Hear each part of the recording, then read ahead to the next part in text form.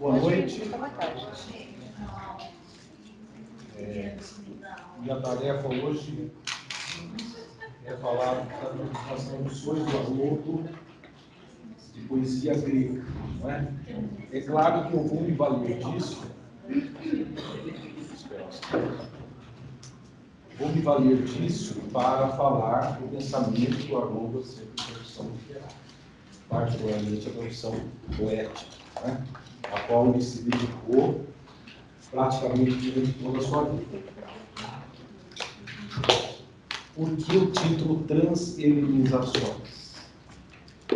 Exatamente porque o Haroldo considerava que uma determinada poética suscitava procedimentos, né, coerentes com o seu propósito, com as suas características.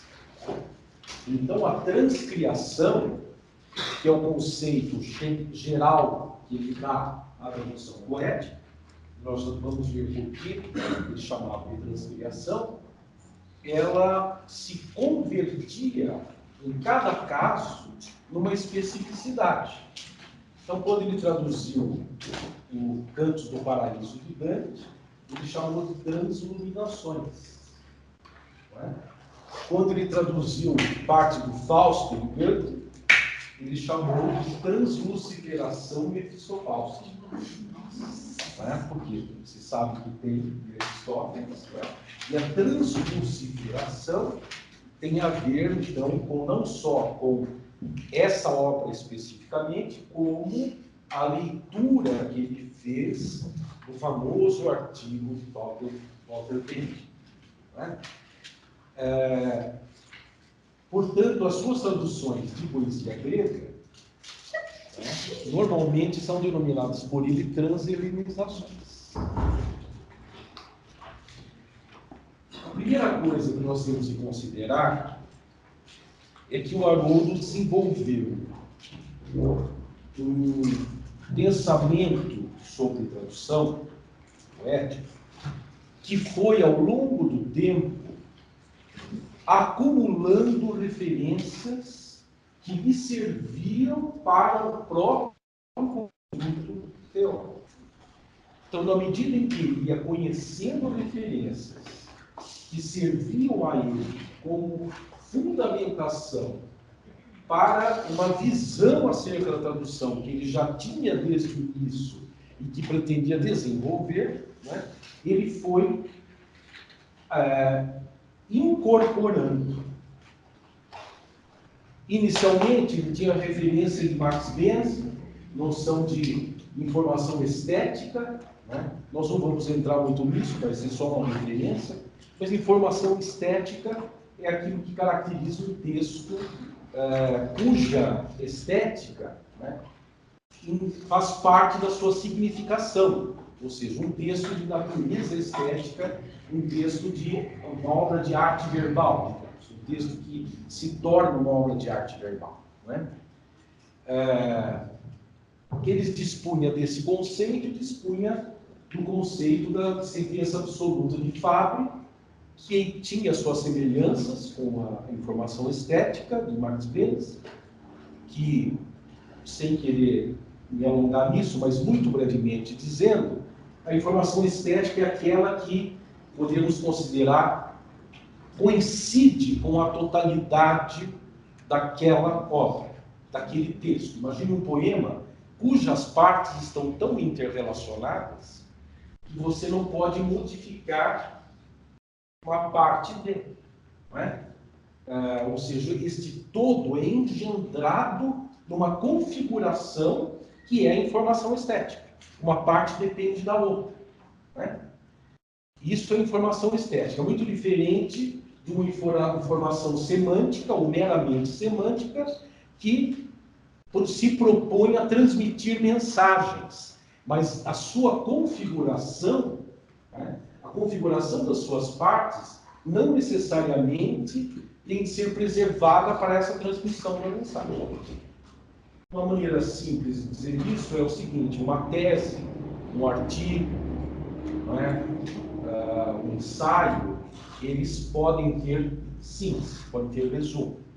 Você faz, normalmente, quando você escreve um artigo acadêmico, você inclui no início o resumo, não é? Um poema, em princípio, não pode ser resumido. Porque a sua significação depende do modo particular como ele está configurado. Não é? Tinha uma pedra no meio do caminho, tinha uma pedra. Imagina se você mudar, não é? A configuração, a disposição das palavras, ou empregar sinônimos, ou tentar dizer o que o poema diz. Você perde o poema. Não é? Pois bem, o Haroldo dispunha dessas referências e, por isso, ele as utiliza no primeiro artigo de fôlego, como ele diz, que ele escreveu sobre tradução poética, que é da tradução como criação e como crítica. Né? Esse texto está no livro Metalinguagem e também está nesse livro Haroldo de Campos, Transcriação, que eu tive a satisfação de organizar e foi publicado pela editora Perspectiva. Né? Depois, o Haroldo vai tomando contato com outras concepções, outras formulações, né, que lhe serviram muitíssimo. É o caso da concepção de Roman Jakobson acerca da tradução e da poesia. Né? Fundamentalmente, a ideia, a noção de função poética da linguagem. Nós vamos nos referir muito brevemente. Então, ele incorpora essa referência para construir o seu próprio pensamento, para desenvolver o seu próprio pensamento. Também se vale, posteriormente, do famoso artigo de Walter Benjamin, que eu já mencionei, que é a tarefa do tradutor. Né? Nós vamos ver isso muito rapidamente. Mas o que eu quero dizer, o Haroldo tinha um propósito. O propósito era defender a tradução poética como uma tarefa de criação ou de recriação ou de transcriação, como é a forma que ele adota definitivamente. Né? Ou seja, essa tradução se distinguiria de uma tradução de um texto que não seja dotado de informação estética. Tem uma especificidade. E por que esse propósito de desenvolver argumentação, não é, acerca da tradução poética? Por ser eminentemente um poeta que se colocava como tal. Ou seja, Haroldo era um poeta que dedicou a sua vida, segundo ele mesmo dizia, dedicou a sua vida à poesia. Então, é uma espécie de doação de si mesmo a uma causa. A causa é a poesia. E, portanto, a defesa da poesia. A defesa da poesia. Como defesa da poesia? Talvez, não é, possa se considerar, como muitos já o fizeram depois das colocações pós-estruturalistas, não é, que a poesia é apenas uma forma de ler. E resulta de uma convenção, de um pacto, não é, de um contrato de determinada comunidade social, a maneira como ela é entendida, o que é poesia e o que não é. Isto é verdade, mas é uma verdade relativa. Não é? Alguém que pensa como Haroldo, que evidentemente por sua extrema erudição, né, conhecia muito bem todos os postulados do pós-estruturalismo, do desconstrucionismo, conhecia pessoalmente Derrida, né, dialogava com Derrida. Existe nesta concepção do Haroldo a especificidade da linguagem poética, ou seja, ele considera a poesia como um tipo particular de emprego da linguagem. Não é? Ou seja, a poesia ela tem uma natureza que lhe é própria, que a distingue de outras formas de comunicação poética propriamente. Nós vamos tentar esclarecer um pouco mais isso.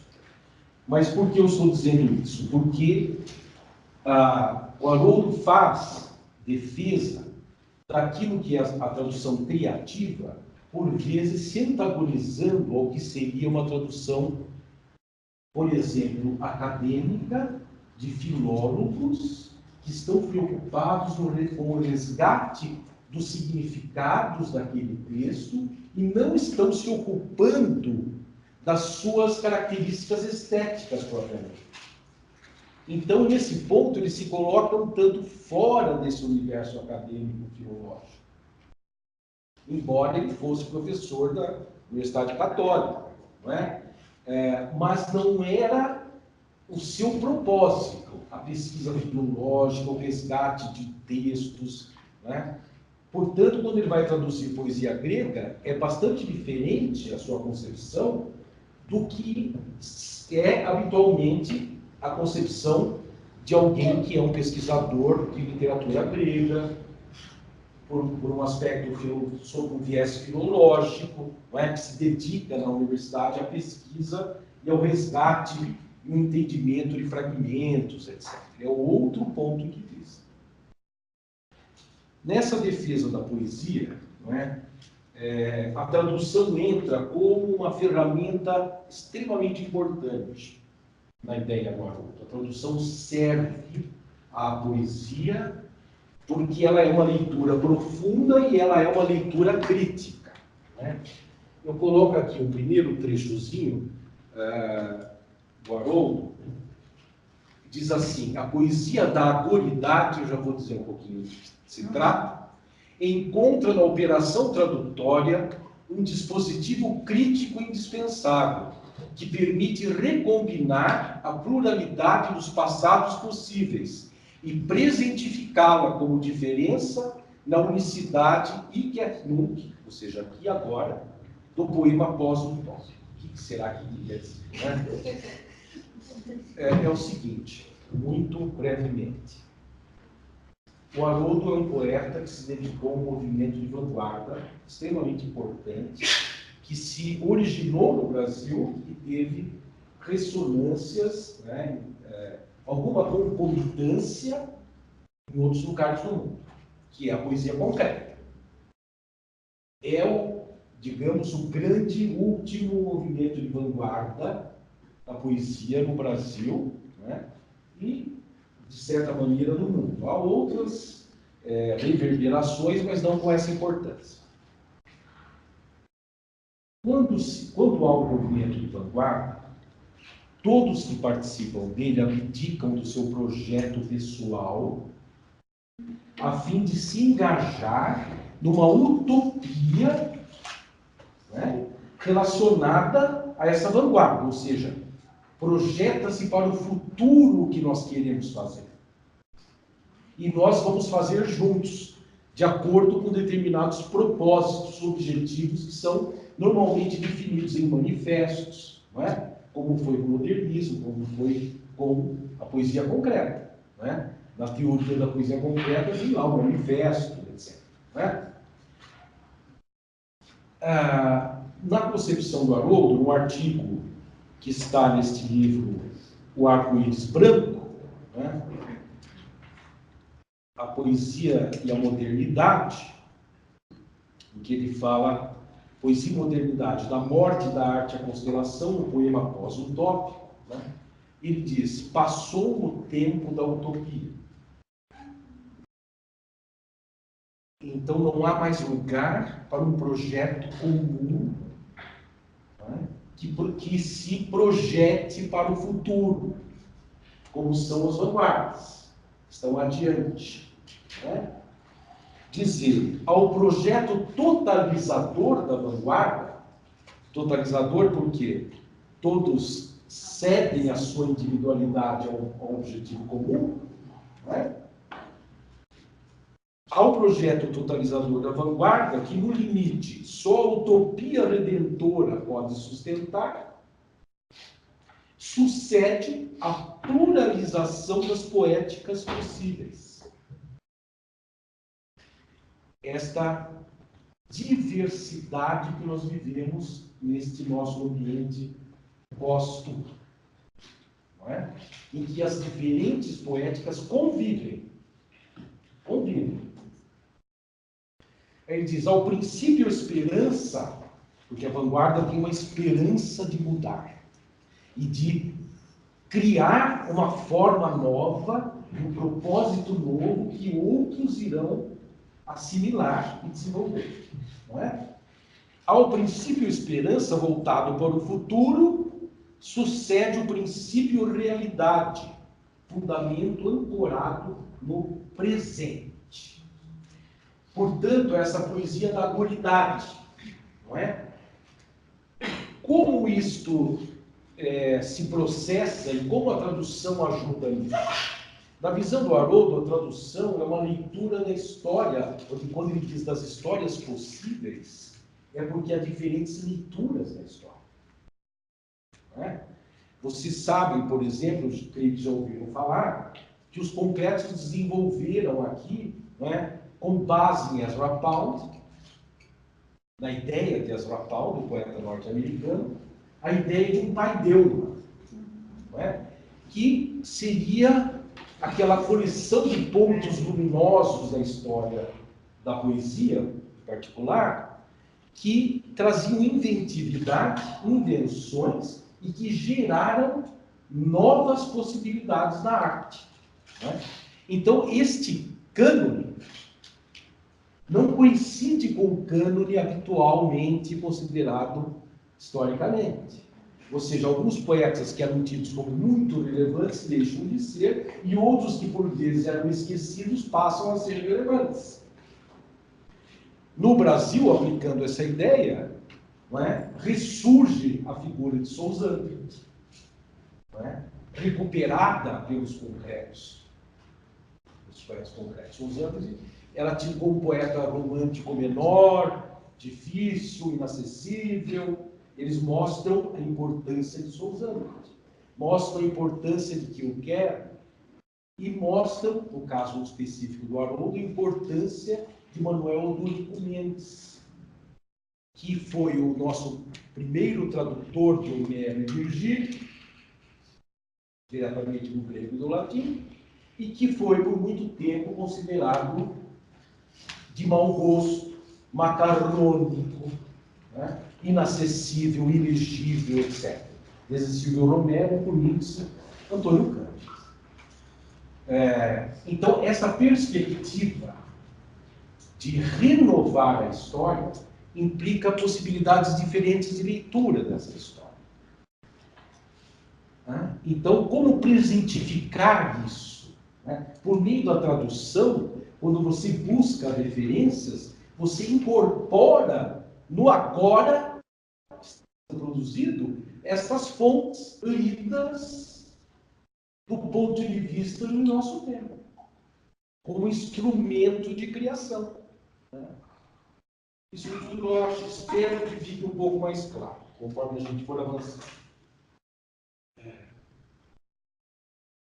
Uma coisa absolutamente básica, não é, que está nesse primeiro texto do Haroldo, é que tradução de textos criativos, ou seja, texto criativo dotado de informação estética, né, será sempre recriação ou criação paralela.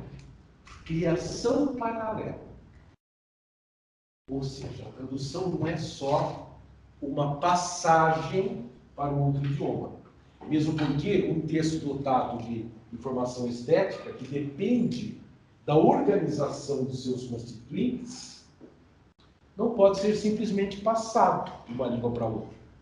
Vai exigir que ele seja recriado na outra língua com novos elementos, com novos componentes. Exatamente, eu vou ter que criar de novo o conjunto estético. Né? Mas eu tenho outras palavras, eu tenho outra sintaxe, então não dá para passar, você vai perder tudo. O que eu vou ter de fazer? Vou ter de criar de novo. Recriar. E criar em diálogo, daí a ideia do transcriar. Né? criação paralela, autônoma. Que significa isso? Que a tradução visa ter autonomia como um poema. Ele tem que funcionar como um poema independentemente do original. É uma concepção, portanto, muito diferente de uma concepção igualmente legítima, desde que tenha esse propósito e deixe claro isso, não é? De uma tradução que almeje ser uma ponte para você compreender o original. Então você pode ter, num livro de um especialista em determinado idioma, em determinado autor, uma tradução que desvela o plano semântico do texto, a significação do texto, o conteúdo do texto, para que você possa ler e perceber as características do original. Não pretende substituir esse original. Nesta concepção, a tradução pretende substituir. Por isso, inevitavelmente, é uma recriação. Está claro isso? Pode parecer algo óbvio, mas não o é. Porque sempre quando o tradutor se depara com um poema, ele pensa: o que devo eu fazer? Depende do ponto de vista que você adota. Eu passei sem querer aqui. Bom, eu vou dar um exemplo aqui, começar com um exemplo de poesia grega, antes de nós prosseguirmos nas ideias do Haroldo.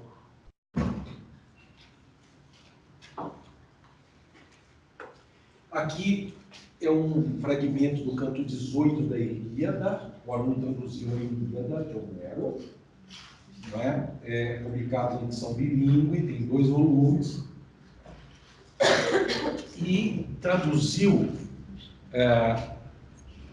O exercício dessa tradução esclarece um outro lado da concepção, da perspectiva do Haroldo, que é a seguinte: o ideal de uma tradução é um trabalho cooperativo. Então, ele não se privava de ter consultores. Claro que ele se empenhava em conhecer o idioma, né?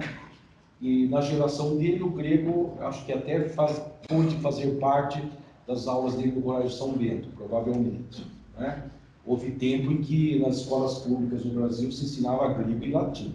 Depois o grego sumiu, ficou latim, depois, claro, sumiu o latim e português também.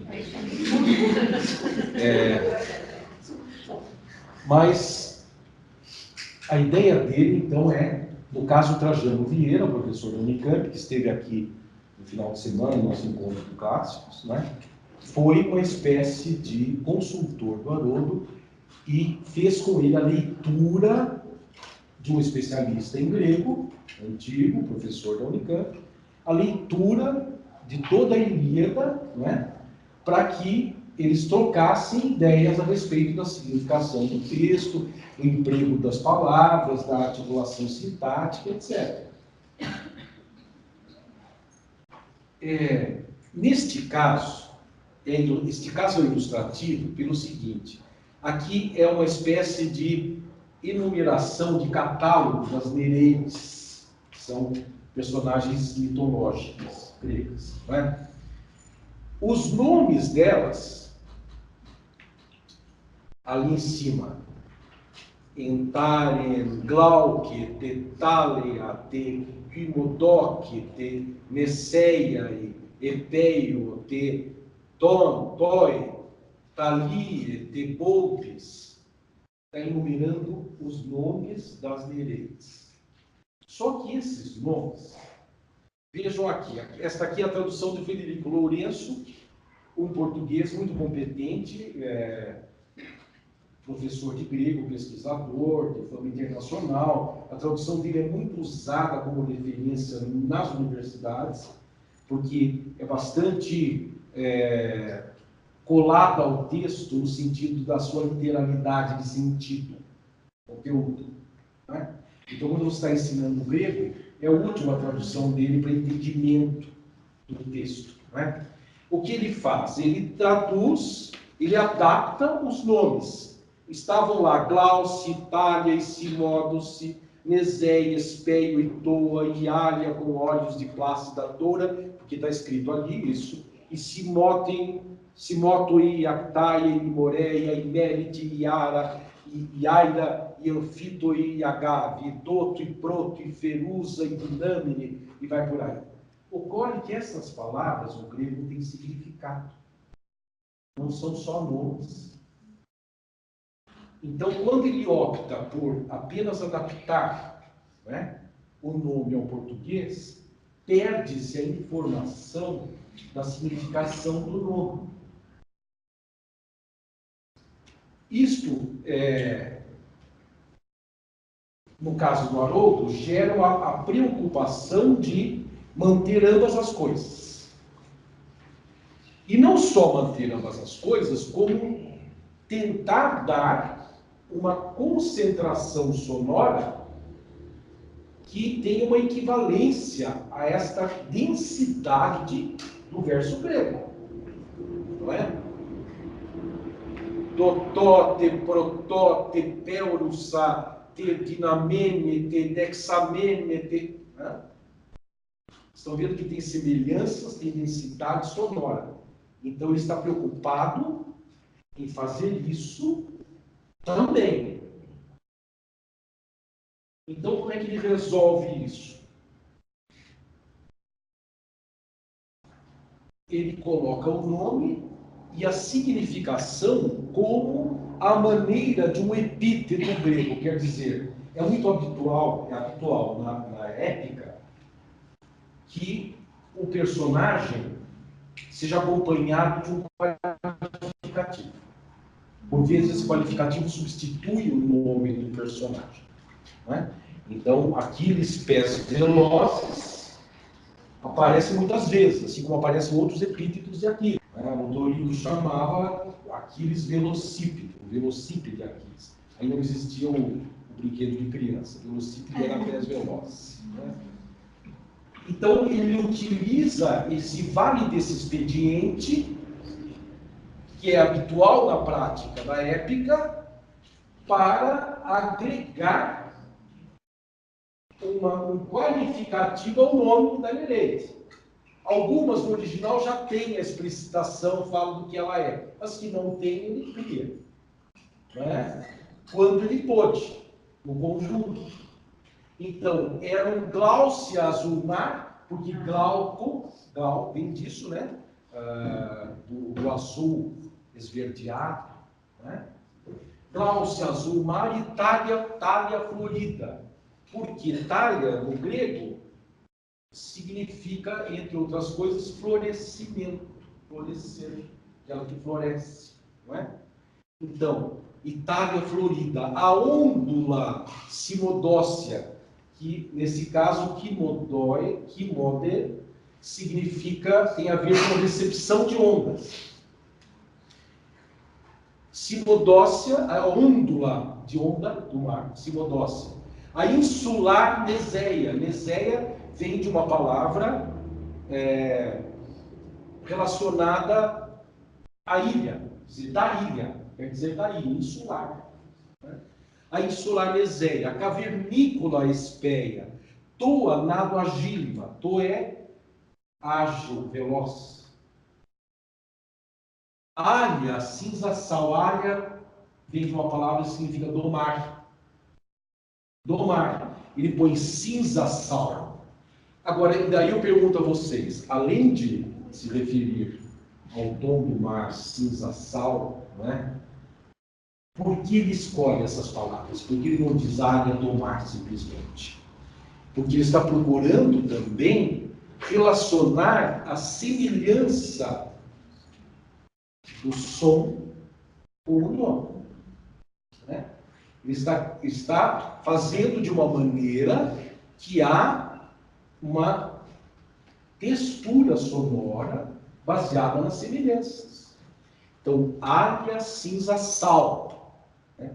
O sal marinho, a palavra sal, o alta, o nome águia, por exemplo. Né? Olhos redondos porque olhos bovinos, no grego. Né? Olhos bovinos. Mélita, mel. Tem a ver com doce mesmo. Então, mélita, mel. E era grácil.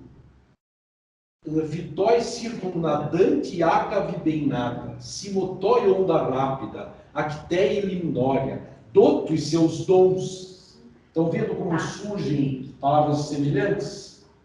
Quando lhe é possível, também ele não esgota essas soluções o tempo todo. Ele guarda para alguns momentos. Não é? Doto e seus dons, proto, primícias. Fértil, ferusa. Dexamene, cisterna, amena. Amena. Dinamene, dínamo fluente. A circumpróxima anfinome. Calhamira, encanta homens. Calhamira, encanta homens. Dóris, da Dória. Né?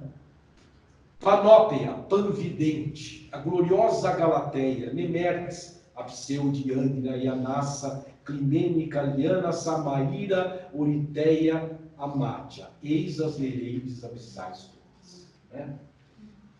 Deu para entender o que ele procura? Uma outra possibilidade, vejam só, uma tradução bastante recente, que saiu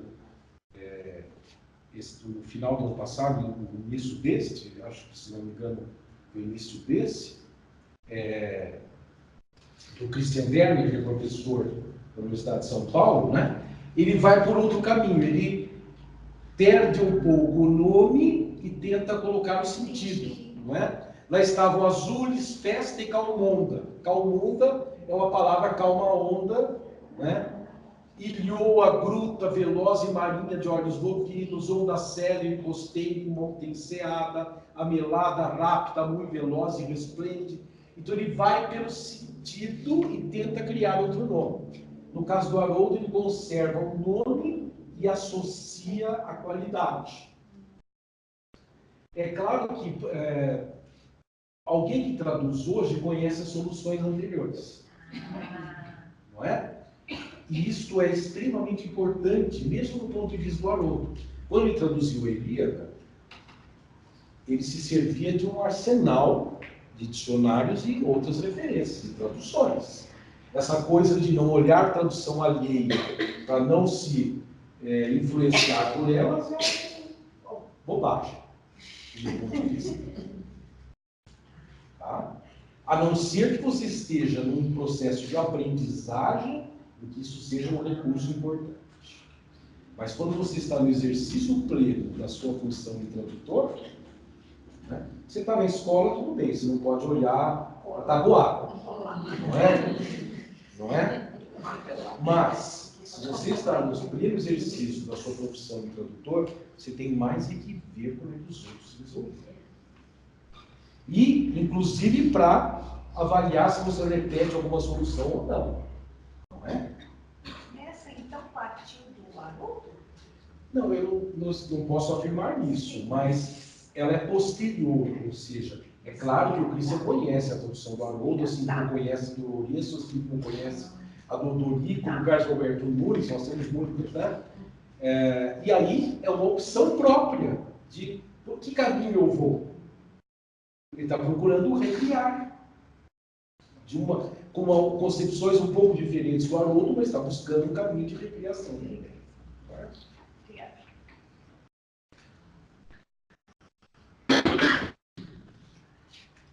O Haroldo diz assim: tenho a respeito da tradução poética uma concepção própria, a transcriação, que tenho posto em prática desde o início dos anos 60. Trata-se, em poesia ou prosa tipo Guimarães Rosa, foi uma maneira simples de falar, não é? Poderíamos colocar James Joyce, poderíamos colocar Clarice Lispector, né? De reproduzir, ou seja, transpor criativamente, e aí ele cita Iacos, reproduzir na língua de chegada todos os traços formais do texto de partida, isso sem abandonar o campo semântico, conteúdo, significado, que lhe é próprio. Isso é importante observar, porque existe uma uma espécie de lugar comum de dizer que o Haroldo e o Augusto, que são poetas formalistas, desprezam o seu significado, desprezam o sentido. Para eles, tanto faz o sentido, eles querem só fazer a forma. Então, eles extraem o significado do original. Isso é uma grande inverdade, absoluta. As traduções deles são habitualmente muito próximas do original, também no plano semântico. Não é desprezado. Apenas não se tem a noção de literalidade do sentido. Se você for atrás de uma literalidade, supondo que você sabe qual é a palavra correta a ser usada naquele caso, e isso vai variar de pessoa, não existe isso, você vai estar preso ou presa a uma possibilidade que impede a recriação. Estou sendo claro. Né? Raríssimos são os tradutores transcriadores, os tradupoetas. O maior deles, indiscutivelmente, mestre de todos, foi o poeta norte-americano Ezra Pound, cujo lema literário era Make It New. Renovar, tornar novo. Né? O tradupoeta é raríssimo na concepção de se você toma o geral de como se concebe a tradução. Né? Felizmente, eu acho que estão cada vez menos raros. Menos raros. Aqueles que se dispõem, não que tem de ser poeta a priori. Aqueles que se dispõem a encarar a tarefa de criar um poema a partir do original existente. Poeta é aquele que vem a ser pela prática. Não é algo que Deus necessariamente diz. Na tradução de um poema, o essencial não é a reconstituição da mensagem. O que quer dizer isso? Porque senão eu estou falando com vocês, o essencial é a mensagem e vocês podem aprender algo sinteticamente do que eu estou falando. Né? Mas o essencial, no caso do poema, não é o plano da significação, é o conjunto, é a sua totalidade. E essa totalidade está onde? No sistema de signos em que está incorporada esta mensagem, ou seja, como ela está articulada. Se mexe uma peça, você mexe em tudo. Então você tem que, se você tem um organismo estruturado de determinada maneira, você tem que fazer outro organismo estruturado de maneira análoga. A reconstituição, portanto, tem informação estética e não informação meramente semântica. Deu para entender? Tudo bem, gente?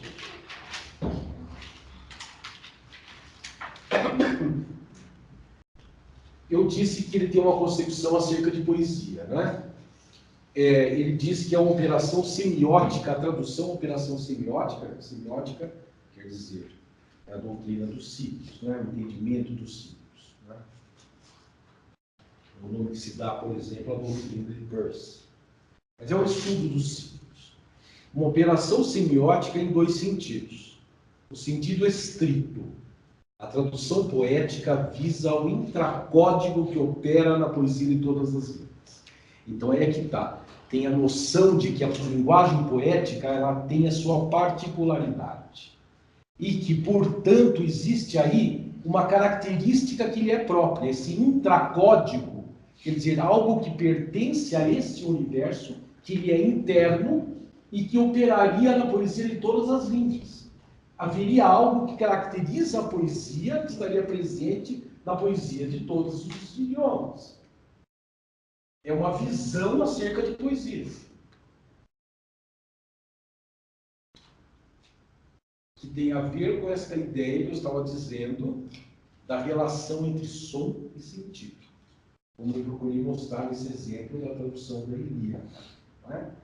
A relação entre som e sentido caracterizaria a poesia e isto seria perceptível em toda e qualquer poesia. uma maneira de ver a poesia que vai dar importância a este aspecto, porque dentro desse ponto de vista é isso que a caracteriza. Está dando para entender? Por isso ele chega na função poética da linguagem como um dos apoios, né? Eu vou dizer logo do que se trata. O sentido lato. A tradução seria correlata da própria literatura e do processo essencial de sua realização como campo abrangente de produção. O que quer dizer com isso? A tradução e a literatura são, portanto, gêneros. A literatura como criação literária. Né?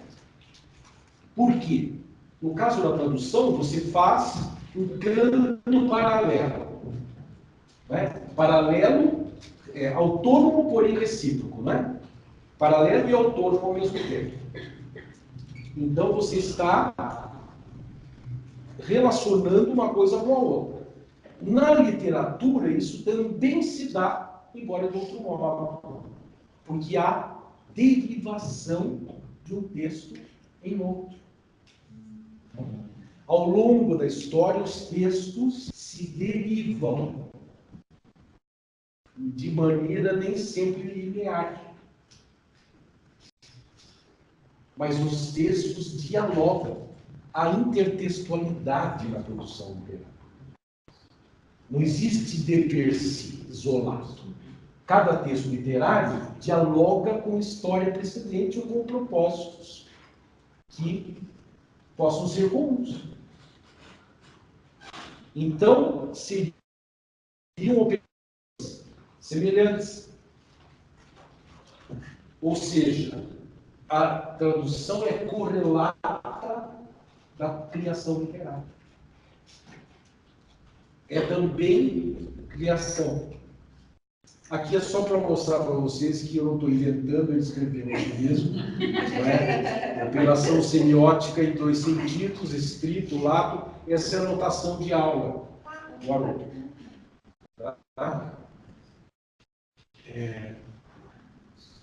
Este conceito que junta a tradução à criação literária, que associa a tradução à criação literária, ele denominou de plagiotropia. Envolve, claro, a noção de um texto estar presente em outro, ou seja, o senso comum do que seria plágio, mas não é nesse sentido que ele usa. Plagios, em grego, quer dizer oblíquo. Né? Então, ele quer dizer que não há necessariamente uma derivação direta ou imediata de um texto em outro, mas ela pode ser oblíqua. Né? Diz ele o seguinte: plagios oblíquo, que não é linha reta, transversal, de lado. A plagiotropia se resolve em tradução da tradição, num sentido não necessariamente retilíneo. Então, quando você traduz a tradição que está por trás daquele texto. Você traduz tudo que está por trás daquilo, que é um acúmulo de tradições. Tem a ver, obviamente, com a ideia de paródia como canto paralelo. Não é paródia no sentido habitual do texto sarcástico, ou satírico, ou irônico, ou bem-humorado de um texto. Né? É paródia no sentido de pará, que é paralelo, no grego, ao lado de, e ode, que é canto. Canto paralelo. Paródia. Canto paralelo, generalizando-a para designar um movimento não linear de transformação dos textos ao longo da história, por derivação nem sempre imediata. Os textos se transformam ao longo da história, por influência e derivação, de um sobre outro. Conjuga-se com minha concepção da operação tradutora como capítulo por excelência de toda possível teoria literária. E toda literatura comparada nela fundada. Ou seja, para ele a tradução é o capítulo por excelência da teoria literária e da literatura comparada. Por quê? Porque ela trabalha com o texto comparando e reproduzindo esse texto. Eu vou entender? O senhor se importa de voltar no slide? Não. Gostaria de fotografar Aqui? o original? Sim. Esse? O original, a letra Aqui. Que lindo, obrigada. Obrigada. Desculpe que eu estou gripado.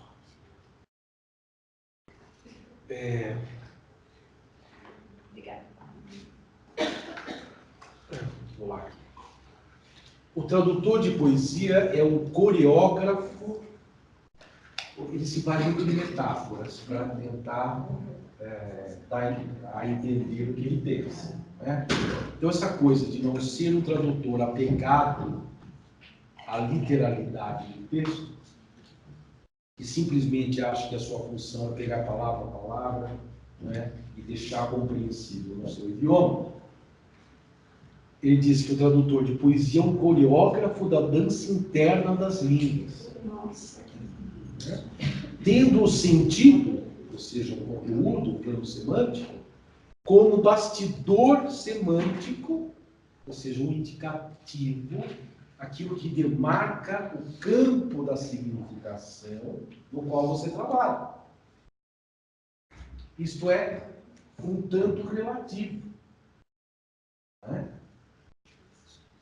Ou cenário pluridesdobrável dessa coreografia móvel. Ou seja, o sentido realmente é um cenário pluridesdobrável.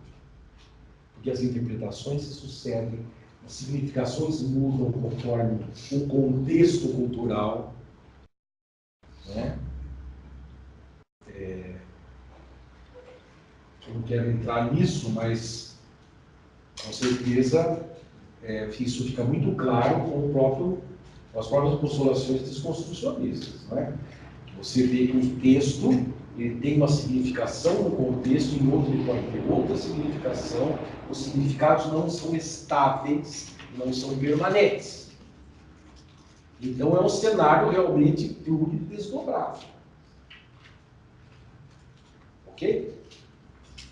Tudo bem? Aqui ele fala da tradução de poesia, essa coreografia móvel, com uma pulsão dionisíaca. Vocês sabem quem é Dionísio, né? O deus grego das festas orgiásticas, do vinho, não é? Aquilo que fazia todos perderem o controle, saírem de si mesmos, o controle próprio. Ou seja, não se entregava e seguia Dionísio de uma maneira absolutamente liberta. Né? Tomava conta de tudo. Pulsão dionisíaca, pois dissolve a diamantização apolínea do texto original. O que ele quer dizer com isso? Aquela ideia do texto como algo intocável, que eu não devo ousar, né, fazer algo que se equipare a ele, aquilo é algo impenetrável, é algo célebre, é um diamante que não pode ser desvendado. Ele acha que é o contrário, né? Põe a cristalografia em rebulição de lava. Quer dizer, em vez de um diamante, instala a lava correndo para você poder de novo moldar. Eu vou moldar de outro jeito. Se eu entender que aquilo é um diamante que eu não posso mexer, então eu vou moldar de outro jeito.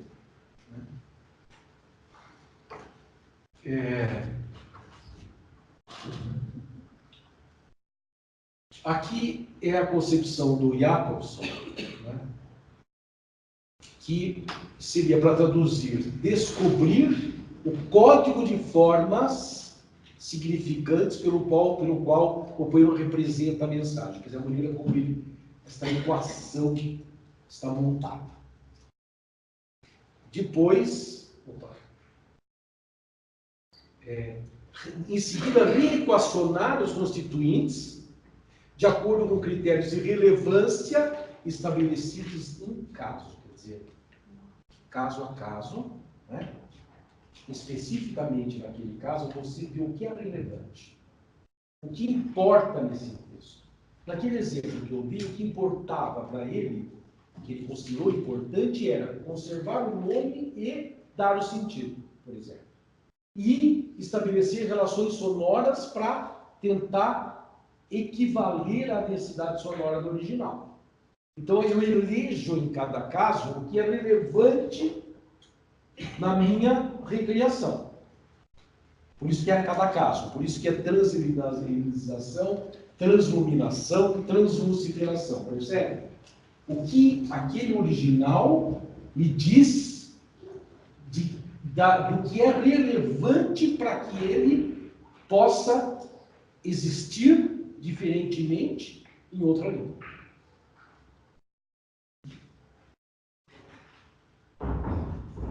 Produz o mesmo sob a espécie da diferença na língua do tradutor. Tá? Eu falei que ele se serve de Walter Benjamin exatamente porque o artigo do Benjamin propõe que não se mantenha uma relação de subserviência para o original. Né? E ele considera que aquilo que é mais importante na tradução é você desvelar o aspecto mais essencial do texto, que não é o seu significado transitório, mas é a maneira como ele está intencionado, a maneira como a sua forma se articula. Essa é uma leitura do Haroldo que aproxima a ideia do Walter Benjamin da ideia do Jacobson. Ele entende o modo de intencionar benjaminiano como tradução da forma, uma forma significante, intracódigo semiótico, quer dizer, como que se articula aquele código específico daquele texto.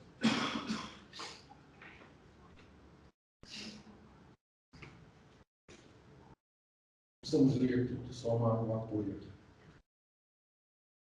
Aí, tem esse conceito grego, né, que era da desmedida, do excesso, da ultrapassagem dos limites, que é hubris, envolve também a soberba. Né? E isso era proibido pelos deuses. Os mortais têm que obedecer a certos limites.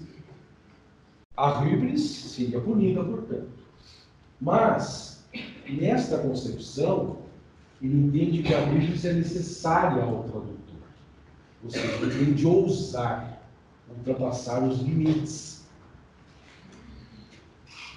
Nesse caso, seria transformar por um átimo o original na tradução de sua tradução. O que quer dizer isso? Se você considera, num dado momento, né, que aquele original do qual você partiu é a tradução da sua tradução, você inverte e você toma a sua tradução como o original. Quer dizer o seguinte, eu ouso fazer algo que se pretende ser original. E não subservientemente procurar levar o leitor a entender aquela obra. Eu pretendo substituí-la. Por isso esse jogo do excesso, né? Da transgressão. Deu para entender? Ousar. Se você não ousar, você não vai criar um poema análogo ao original. Ele tem também de ser um original. Aí você vê o seu e toma aquilo como original e vê como ficou a tradução na outra língua. Essa é a ideia.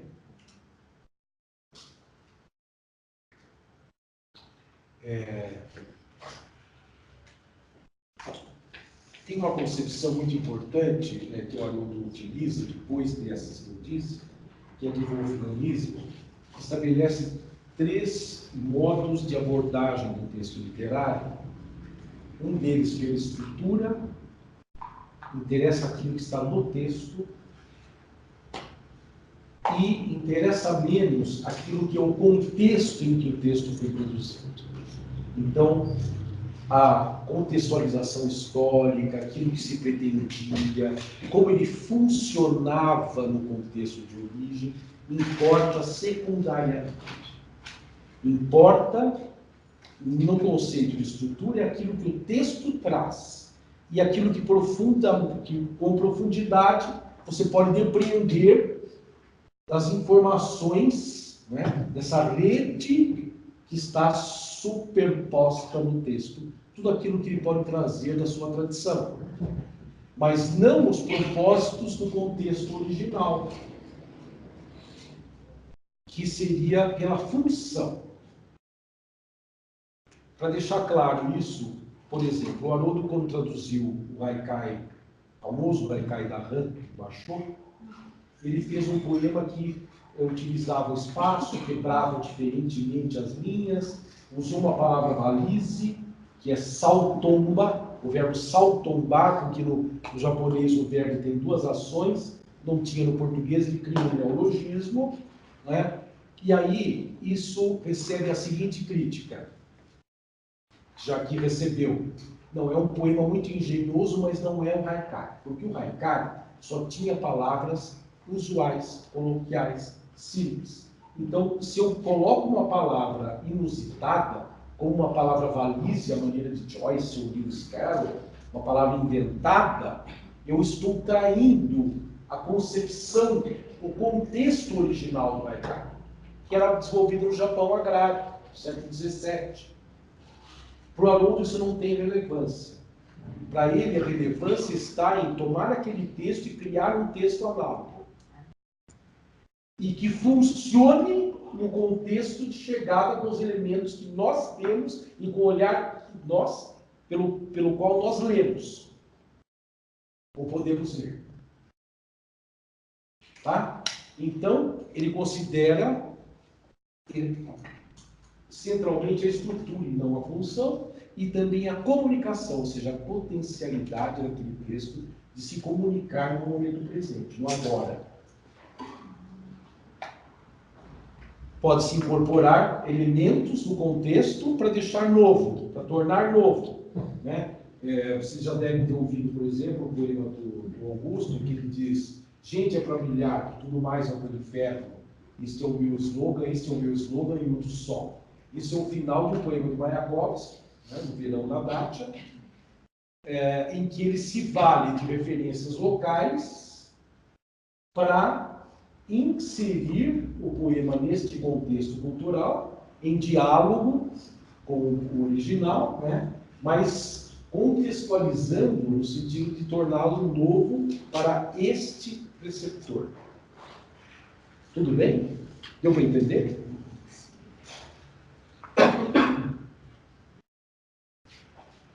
Olha só, o novo texto, que é a tradução, né, por desconstrução e reconstrução da história, traduz a tradição reinventando-a. Essa é a ideia. É reinventar a tradição. Não agir, como ele diria, arqueologicamente para resgatar aquilo como foi, mesmo porque não será percebido como é. É reinventar a tradição. Recriar a tradição. Essa é a ideia. Então, eu acho que passo aqui, por exemplo, olha só, não se trata aqui de desqualificação do trabalho, que é competente, mas tem outro propósito. Então, aqui a tradução da professora Juliana Ragusa, que também esteve aqui no nosso encontro de tradução de clássicos no Brasil, né? Uma tradução aqui de Safo, fragmento de Safo, da poeta grega, né? De uma maneira que procura corresponder ao original, tem uma natureza de desvendamento filológico e tal, né? E procura traduzir de uma maneira apegada ao texto. Morre Sidereia, delicado a dores. O que podemos fazer? Golpeai, ó virgens, vossos seios e lacerai vossas vestes. A mensagem está dada, você sabe o que é, o que está sendo dito, né? Isso, do ponto de vista do Haroldo, não seria o propósito a que ele se empenha. Né? O que ele procura fazer? Primeiro, ele cria um poema que se liberta da forma do original. E procura criar um poema que fique na história. Ou seja, que passa a ser uma referência como poema. Independentemente de ser uma criação de Sá, uma recriação de Sá. Por isso, ele dá muito valor, como outros também dão, a algumas traduções do Paulo que ele fez e tinha erros de compreensão do texto original. O Paulo traduziu poesia chinesa sem conhecer chinês, mas eu conheço muito pouco chinês. Só que tem poemas do Paulo que foram traduções de poesia chinesa que entraram para o cano da língua inglesa. E são muito melhores do que algumas traduções fiéis ao poema chinês. Entende? Então é este ponto de vista. O que importa é a eficiência do poema resultante. Claro que ninguém despreza o fato, puxa, houve aqui um erro de interpretação, de compreensão do plano semântico do original. Mas é inegável a qualidade poética do resultado. Então isso tem valor, deste ponto de vista. Então vejam como isso aqui, digamos, um depoimento pessoal, conheço isso há muitas décadas, porque eu já sou bem vivido. Este poema nunca me saiu da cabeça. Né? A maneira de dispor, que procura recriar a atmosfera sonora do original. Morto doce Adonis, vejam só, doce Adonis. Morto doce Adonis, e agora, Cidereia, que nos resta? Lacerai os seios, donzelas, dilacerai as túnicas. Vejam que há diferença, não é, na procura do resultado. Uma prioriza uma coisa e outro prioriza outra.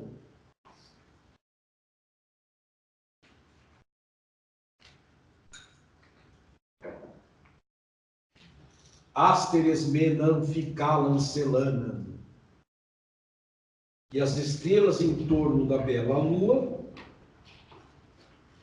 de novo ocultam sua luzidia forma, quando plena ao máximo ele ilumina a terra. Está dizendo da lua no seu brilho máximo. Não? Uma tradução correta. O Haroldo faz isso. Em torno a Selene esplêndida, Selene, a lua, né, personificada, né, mitologicamente, em torno a Selene esplêndida, os astros recolhem sua forma lúcida, quando plena ela mais resplende, alta argêntea. Né? A luz prata. Então, os astros recolhem sua forma lúcida, quer dizer, lúcida, definida, ocultam-se diante do esplendor da lua. Né? Recolhem sua forma lúcida, quando plena, ela mais resplende, alta, argêntea. Não é? Olhem aqui o jogo de semelhança, que é o emprego da função poética da linguagem. Função poética da linguagem, que é, dizendo de uma maneira mais simples possível, uma sobreposição de relações de semelhança, nesse caso sonora, à organização lógica do texto. Né? Então você tem uma organização lógica das frases, mas você tem uma projeção sobre essa organização lógica de relações de semelhança, que causam um efeito estético. Isso que é a função poética da linguagem. Um texto que tem função poética da linguagem é quando você percebe com sentidos, né, relações sonoras de semelhança que se sobressaem ao mero sentido lógico. Então, por isso, selene, esplêndida, olha aqui, não é? Em. Estão vendo? Como se articula? Nossos sentidos ouvem. Preciso abrir-se à leitura do poema com a percepção dos sentidos. Né? Percebe? Dá para entender o que eu estou tentando dizer? Aí, não é para assustá-los não, tá? Mas é o seguinte aqui, eu faço uma tradução literal, entre aspas, Meninaeideta Peliadeu Aquileus. A ira canta, deusa, do Peli da Aquiles. A ordem no grego não é a nossa ordem sintática, né? Porque a função sintática é dada pela terminação, pelo modo da palavra, como ela aparece. Então, pode estar uma palavra aqui, outra ali, né? A funesta, a ira funesta, que 10.000, miríade, aos aqueus dores fez, quer dizer, que 10.000 dores fez aos aqueus, os gregos. Muitas valentes almas no Hades lançou precocemente. O que quer dizer isso? Muitos guerreiros jovens morreram, né? As almas foram lançadas ao Hades. Almas de heróis, e a eles mesmos presa produziu para os cães, quer dizer, eles se tornaram presa dos cães, né? E de aves, e para as aves todas, para as aves, os corpos para os cães e para as aves. De Zeus cumpria-se a decisão, porque a decisão foi de Zeus, né? Desde que primeiro apartaram-se em discórdia o Atrida, chefe de homens, e o divino Aquiles. A Atrida é o Agamemnon, que era o chefe da tropa grega, não é? Pois bem, isso é uma tradução praticamente palavra a palavra, né? E o Haroldo diz assim: a ira, deusa, celebra do peleio Aquiles. Peleio quer dizer filho de Peleu, ou Pelida. O grego fazia isso, dava como epíteto, por vezes, a origem, né? Paternidade. Celebra do peleio Aquiles, o irado desvario. Procurem reparar na sonoridade que ele vai tecendo. Tá? Vocês viram o que estava de informação no texto, informação de significação, semântica. Vocês vão ver que aqui está toda a informação semântica, mas também a preocupação de fazer essas relações sonoras, de semelhança entre som e palavras. Né? O irado desvario, que aos aqueus tantas penas trouxe, e incontáveis almas arrojou no Hades, de valentes, de heróis, espólio para os cães, pasto de aves rapaces. Aves de rapina. Né? Fez-se a lei de Zeus, desde que por primeiro a discórdia apartou o Atreide, chefe de homens, e o divino Aquiles. Que Deus, posto entre ambos, provocou a rixa? O filho de Latona e Zeus, irou o reino. A peste então lavrou no exército.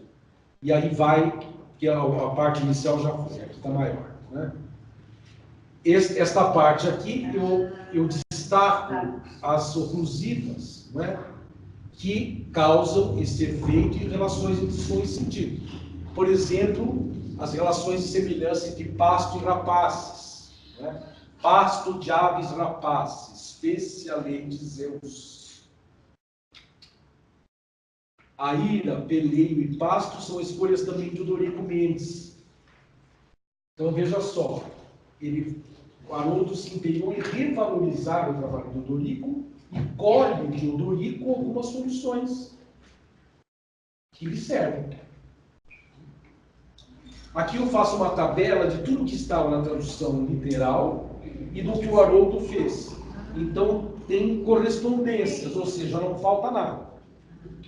Né? A ideia de que você ou faz pela forma ou faz pelo conteúdo, né? O desafio é exatamente dar conta dos dois. Aqui para mostrar que ele faz em dodecassílabos, e tem toda uma ideia da maneira de expandir o verso, que procura fazer elisões, sinéreses, sempre com o mesmo procedimento. E um poeta muito experimentado não se privava de expandir no original, no manuscrito. Ou seja, se ele conferia, e para deixar claro também como ele estava se baseando. Aqui tem uma revisão, né? Por exemplo, aqui, então ele mostra onde ele está medindo. Mesmo com destreza, não abria mão de anotar e fazer a escansão do próprio verso. Ou seja, não é fácil, é um trabalho mesmo, é árduo. Aliás, qualquer tradução é árdua, né? Escolheu esse caminho, agora tem que né? Ele quer fazer em dodecassílabos, então ele vai fundo nos seus dodecassílabos. E são normalmente acentuados na sexta sílaba. Né? Tem um mistíquio aí. Não são propriamente alexandrinos, porque não seguem totalmente a regra, mas são acentuados na sexta sílaba. Para dar outros exemplos do que eu estou falando em relação a edições em sentido. Né? Outro grande tradutor de Homero e Virgílio, que é Carlos Alberto Nunes, optou por reproduzir o ritmo grego, né, do exâmito, que era o padrão métrico do verso grego, exâmito dativo. São 6 pés dátilos, uma longa, 2 breves, uma longa, 2 breves, uma longa, 2 breves, uma longa, 2 breves. No grego e no latim havia sílaba longa e sílaba breve. Quando este conceito é passado para as línguas anglo-germânicas, há uma passagem, uma substituição do que era longa por tônica, do que era breve por átona. Isso também na nossa língua é assim. Então ele faz o ritmo assim. Isso disse ele, medroso ancião se curvou às ameaças, e taciturno se foi pela praia do mar ressonante. Sempre assim. Carlos Alberto Nunes traduziu toda a Ilíada, toda a Odisseia e toda a Eneida assim, mantendo o ritmo. É um caminho outro de procurar helenizar o poema, né? Dar um ritmo grego. O Haroldo não vai por aí, ele procura helenizar pela densidade sonora e pela relação entre sons. O Manuel Dorico Mendes, que é anterior, né, século XIX, né, pré-romântico, né, primeiro da fila, já tinha uma concepção de fazer em decassílabos, então tudo ele comprime, porque o verso heróico seria camuniano, 10 sílabas. Taciturno ancião treme e obedece. Buscas do mar, fluxonantes praias. Buscas do mar, fluxonantes praias. Por que isso? Porque no grego, os efat edeisen nogeram caepeite domitor, de daqueon paratina poliflóis boiotalasses.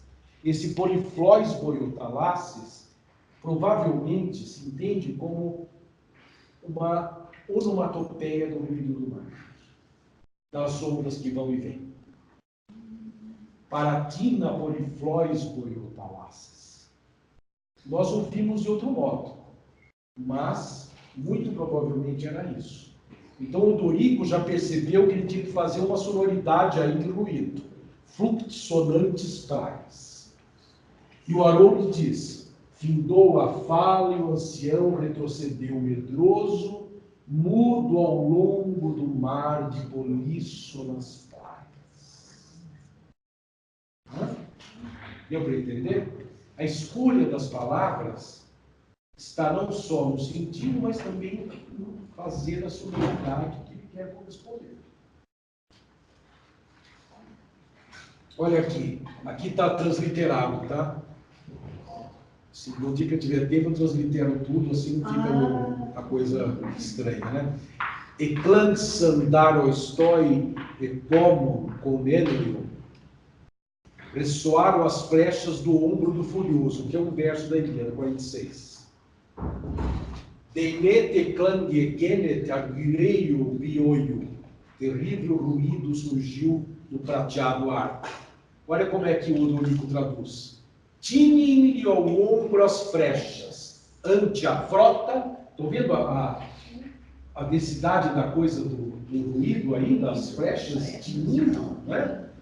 Terrível arco argênteo, estalo zúido.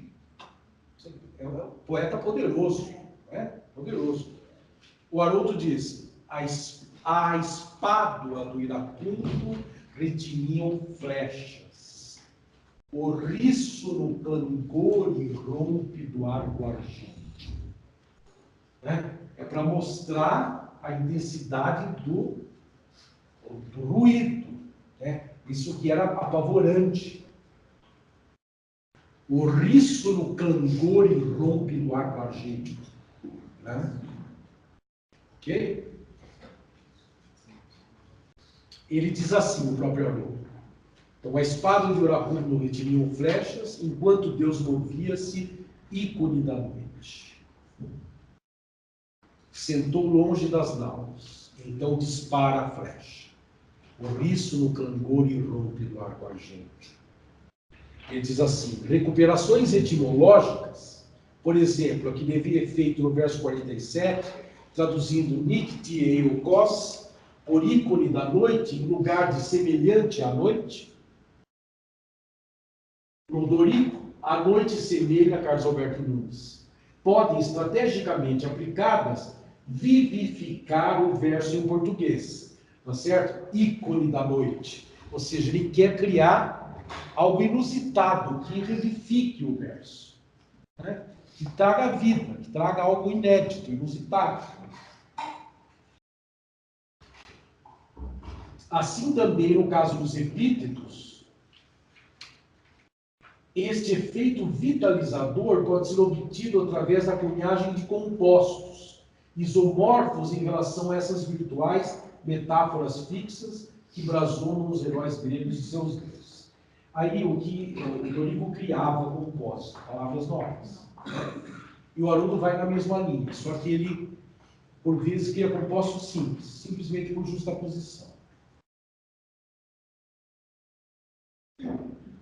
Vou dar um exemplo da Odisseia, do início da Odisseia, que o Haroldo não chegou a traduzir a Odisseia, traduziu apenas alguns cantos, bem poucos.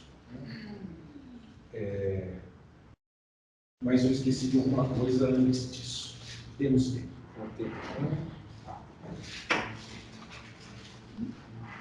Antes ainda da Ilíada, antes da gente entrar no Odisseia.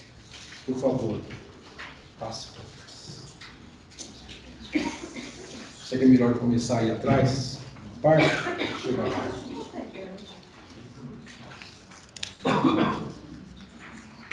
Só para vocês verem como ele pensa.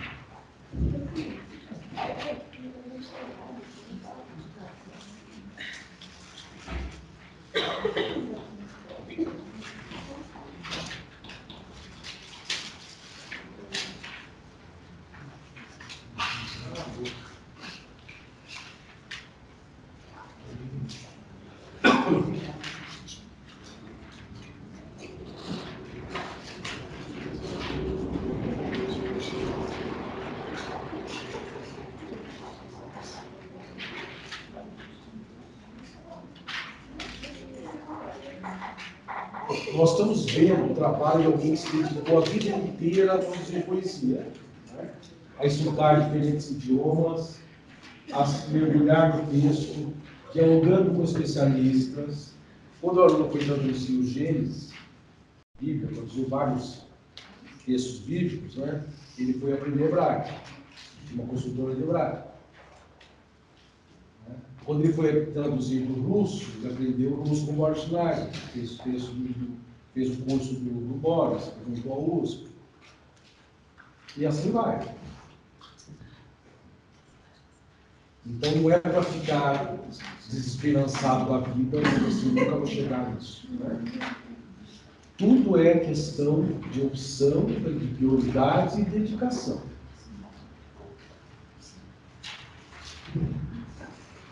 Deu para todo mundo ver? Só para vocês verem como ele anotava, aqui, curiosamente, não, é outro projeto.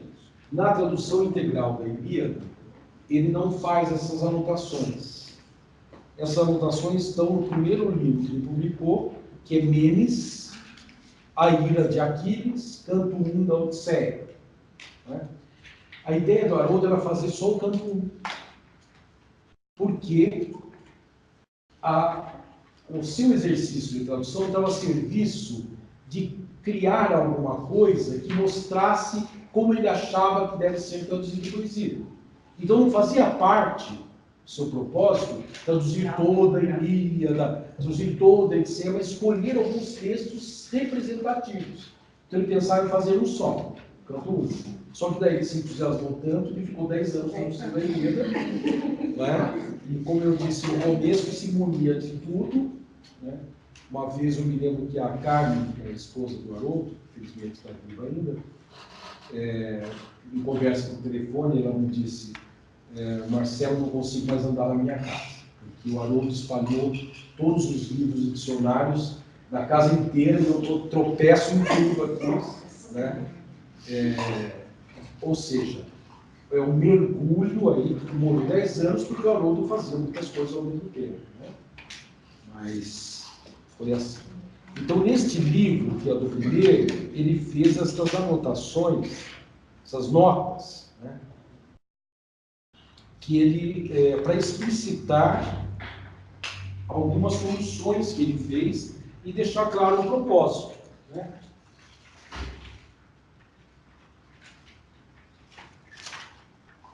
Julguei oportuno acrescentar agora algumas observações com o propósito de pôr em relevo determinadas soluções por mim adotadas. Então, ali na página 19, tem 241 e 242, são os versos 241 e 242 do canto 1 da Ilíada. Ele diz dessa solução: Aquiles, dor do povo. O Dorico havia traduzido vorador do povo. Né? Aquiles, dor do povo. Procurei na tradução explicitar a etimologia do nome Aquileus. Segundo Nagy, que é um estudioso da literatura grega, o nome do herói da Ilíada procederia conjeturalmente, ou seja, são conjecturas. Né? Poucas certezas se tem a respeito do livro antigo e de grande parte da sua significação. Tá? É uma conjectura. Mas isto é válido como você toma aquilo e você parte daquilo e faz a sua solução.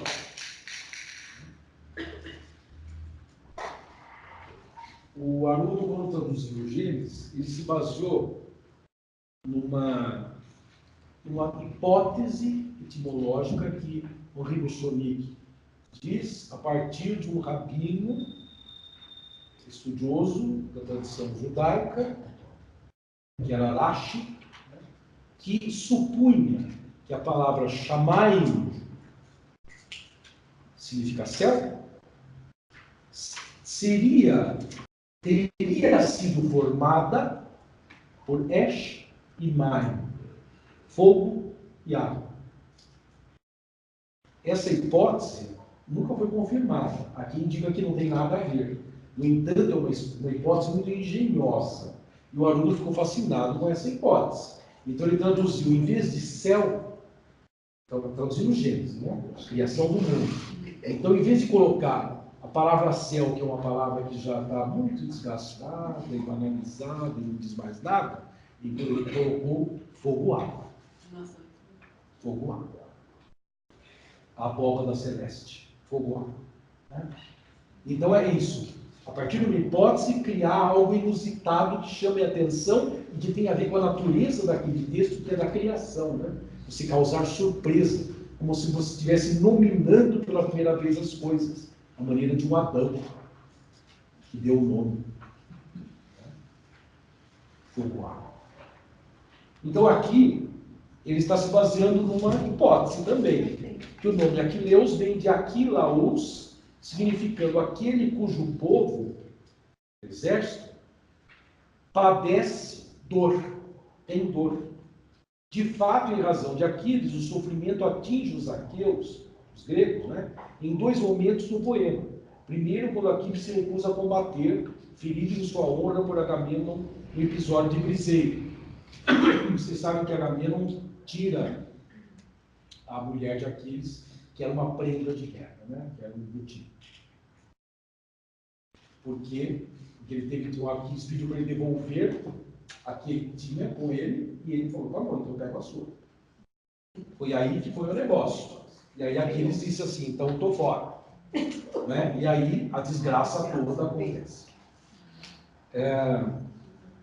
Como consequência, os troianos liderados por Heitor passam a prevalecer, infligindo baixas aos gregos.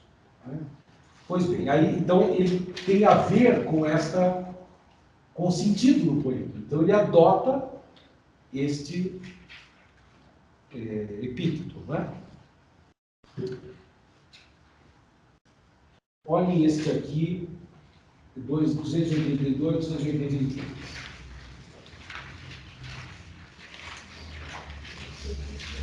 Eu vou ler o verso 1.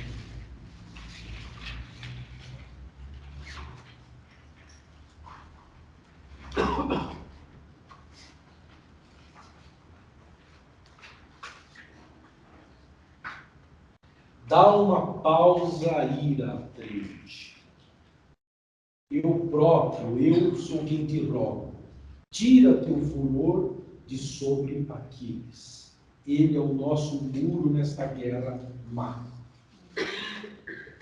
Ele diz assim: a rima em eco entre ira e tira, né? Dá uma pausa à ira, Atreide. Eu próprio, eu sou quem te rogo. Tira teu furor de sobre Aquiles. A rima em eco entre ira e tira visa reproduzir um efeito de orquestração interna do original. Paule theon menos. E depois metemen colon. Men. Estão vendo? Procure estar atento, então tira o teu furor de som. Procure estar atento à microtessitura fônica, em pontos que geralmente escapam às demais traduções. Deu para entender? Então ele vê o men relacionando, ele cria um jeito de relacionar as coisas, no caso ira e tira. 286. Como os fados mandam, catamoina. Não quis perder o matiz etimológico alusivo ao destino, moina, nesta expressão vertida habitualmente por uma frase neutra, como é devido, segundo convém, ou seja, dar aí um peso maior, porque moira é destino. Né? Então, embora a expressão tenha se banalizado como algo, como é devido, né? Ele recupera como os fatos mandam.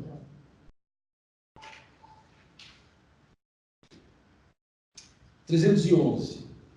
Polímetes Odisseus. Odisseu multiardiloso. Na Odisseia, canto 1, verso 1, o epíteto de Ulisses é o equivalente polítropos, multi-engenhoso, multi-astucioso. O homem multi-astucioso usa cantos feios. Isso é curioso para a gente terminar, estou vendo que vocês estão cansados. Aqui tem uma tradução literal também, mas nós podemos ir direto do Haroldo, do homem poliginoso, musa, dá-me conta, do que perambulou por muitas partes, desde que saqueou Troia, urbe sagrado. Vocês sabem que, se a Ilíada conta a guerra de Troia, né, que durou 10 anos, o retorno de Odisseu, que participou da guerra, é a Odisseia, o retorno de Odisseu à sua casa, né, procura dele por chegar a Ítaca. A invocação sempre, o poema épico inicia-se com a invocação da musa, porque ela, filha da memória, Mnemocine, né, quem traz o canto. Do homem engenhoso, musa, dá-me conta, do que perambulou por muitas partes, desde que saqueou Troia, urbe sagrada. Profusão de povos e de polis viu e desvendou. Estão ouvindo a sonoridade? Sim. Padeceu profusão de penas sobre o Pélago, mar, né? Para salvar-se e garantir a volta dos seus. Aqui eu comparo a tradução literal com o que ele faz. Então, há algum deslocamento de lugar, mas está tudo aí. Não existe vazio. Né? E aí eu faço uma brincadeira, que é a seguinte, que esse polítopo, ele pode ser, tropos é lugar, né? Polítropon. Então, mas o polítropon, que pode ser traduzido por poliengenhoso, porque são os caminhos do ardil, da artimanha, da estratégia, também pode ser entendido como de múltiplos caminhos, multívio, de muitas vias. Né? É dupla a significação nesse caso. Né? E depois é dito, né, aquele que vagou por muitos lugares, andou por muitos lugares antes de, né, depois que saqueou Troia, até chegar à sua casa, andou por muitos lugares. Né? Vocês sabem como é a história da Odisseia. Então aqui eu faço, a partir de uma hipótese de leitura, apenas, semiótica, pegando os elementos que formam o polítropo e buscando a presença deles ao longo desses versos iniciais, como se fossem índices, ou indícios da presença de Odisseu multicaminho, né? Como se fossem índices do vagar de Odisseu. Né? É só uma hipótese, né? Então, não, isso foi feito depois que o Haroldo faleceu. Mas, então, e aí eu vi que tem muitos elementos da palavra que se repetem, não é? Nesses versos. Aí, eu testei a tradução do Haroldo. E se eu vou só pelo fonema, fica também denso. Se eu vou pela semelhança de grafia, mais ainda. Então aí eu faço também, olha. Então isso é simplesmente para ilustrar, a partir de uma hipótese, o seguinte: se o tradutor tem o propósito, evidentemente que ele não pensou nisso, né? Que é uma hipótese que eu lancei, mas aí, se ele tem o propósito de recriar as relações entre som e sentido, as escolhas das palavras pelo som vão acabar correspondendo, dependendo da leitura que você faça, o que você queira desvendar, você vai encontrar correspondência. Entende? Que é informação estética. Isso, exatamente. A informação estética está aí, não é? Está aí. Tá bem? Bom, havia muito de falar de Haroldo, né? São muitos textos. Quem quiser, quem tiver interesse, leia o livro Transpiração. Ali estão recolhidos os textos que ele publicou em periódicos que não tinham estavam disponíveis, né? Era muito difícil de obter. Por isso que nós juntamos nesse livro, né? Além dos que ele publicou esparsamente, quando ele fazia traduções. Então, quando ele traduziu o Goethe, tem lá as considerações de Stefans, que é o título do artigo, que é extremamente importante, né? A própria tradução como criação e como crítica, que está na metalinguagem, e outros. E nesse livro há aí uma reunião de artigos escritos, a maior parte deles na maturidade do pensamento do Haroldo. O pensamento dele tem ganhado interessados em vários países do mundo, né? Eu modestamente, até eu fiz isso, teve uma publicação na Alemanha em português, um texto que eu escrevi sobre o Haroldo, e recentemente saiu um texto traduzido ao alemão, que eu escrevi também, publicado na Universidade Alemã. Então há interesse, né?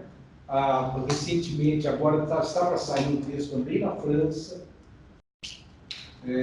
Muita gente conhece o Haroldo fora. Aquela coisa, né, de colonizador não dá muita importância para colonizado, mas aos poucos o interesse vai se firmando. Porque o pensamento do Haroldo é bastante denso, estabelece relações, por vezes inusitadas, relacionado ao Walter Benjamin e Jacobson. É só alguém com alcance do Haroldo que poderia fazer. E normalmente são vistos como trabalhos de natureza diversa, e não dialoga. O Haroldo tinha uma capacidade imensa de estabelecer relações. E é isso que faz com que o seu trabalho tenha muita densidade. Tá? Bom, isto poderia ser um curso, espero não ter descansado, e obrigado por me ouvir. Obrigada.